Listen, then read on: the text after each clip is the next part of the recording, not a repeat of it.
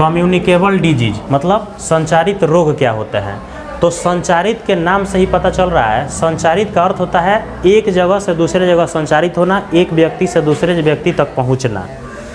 तो परिभाषा कैसे देंगे, वैसे रोग जो एक संक्रमित व्यक्ति से, मान लीजिए कि कोई व्यक्ति है जिसका नाम ए है और यह ए व्यक्ति किसी रोग से संक्रमित है और इस व्यक्ति से किसी दूसरे व्यक्ति जिसका नाम हम लोग बी मान लेते हैं, तो ए से बी के पास अगर कोई भी बीमारी अपने से तो डायरेक्ट पहुंचेगा नहीं, किसी न किसी माध्यम से पहुंचेगा। जैसे या तो हवा के माध्यम से पहुंचेगा, नहीं तो पानी के माध्यम से पहुंचेगा, या भोजन के माध्यम से पहुंचेगा, या अन्य कोई भी कारक के माध्यम से, जैसे मच्छर हो गए, मक्खी हो गए, या किसी भी अन्य कारक से जब एक व्यक्ति से किसी दूसरे व्यक्ति तक कोई भी बीमारी पहुंचेगा तो इसी को हम लोग क्या कहते हैं, संचारित रोग कहते हैं, और अंग्रेजी में कम्युनिकेबल डिजीज कहते हैं। अब उदाहरण के तौर पे हम लोग क्या समझ सकते हैं, जैसे मान लीजिए कि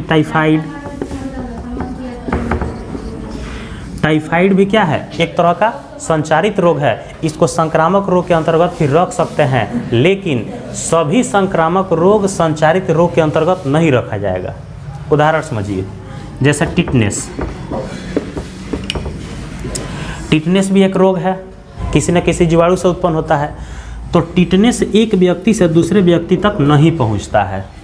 अब टिटनेस होता कैसे है, तो जैसे मान लीजिए किसी मेटल से, किसी धातु से कोई अंग कट गया, जैसे ब्लेड से कट गया या चाकू से कट गया या किसी कांटी से चुभ गया, तो जंग लगा हुआ जब किसी धातु से कोई अंग कटेगा तब जाके क्या उत्पन्न होता है, टिटनेस उत्पन्न होता है।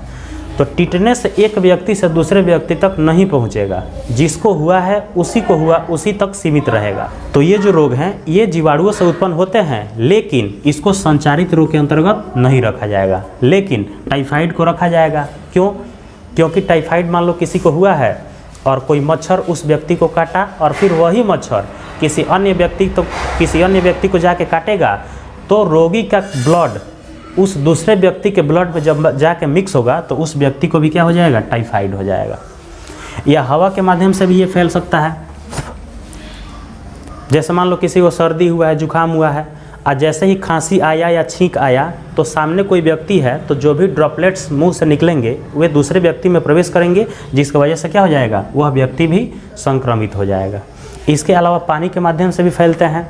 जूठा पानी, जैसे मान लो कोई संक्रमित व्यक्ति है और पानी पिया हुआ है, वही पानी कोई दूसरा व्यक्ति पिएगा तो उसमें भी क्या उत्पन्न हो जाएगा, वह बीमारी आसानी से जा सकता है। या जूठा कोई सामान खाने से, पहले से मान लो आधा सेव रोगी खाया हुआ है, आधा सेव बचा हुआ है, वह सेव कोई दूसरा व्यक्ति खा ले तो उससे भी बैक्टीरिया उस दूसरे व्यक्ति के अंदर पहुँच जाएंगे, जिसकी वजह से वो भी क्या हो जाएगा, बीमार हो जाएगा।